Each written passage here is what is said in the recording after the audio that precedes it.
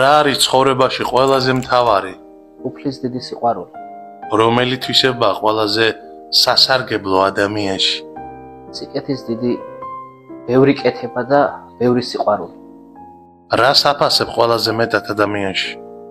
ადამიანში პირველ რიგში ვაფასებ ერთმანეთის ნდობას. რომელი თვისებაა ყველაზე საზიანო?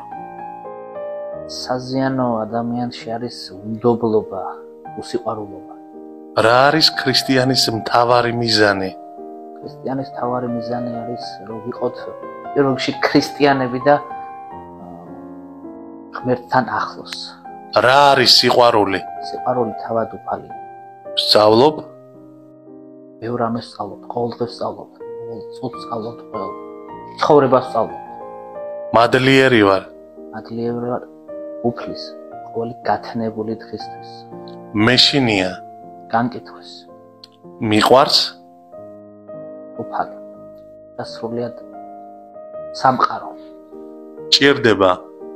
მეტი სიყვარული და სიყვარული.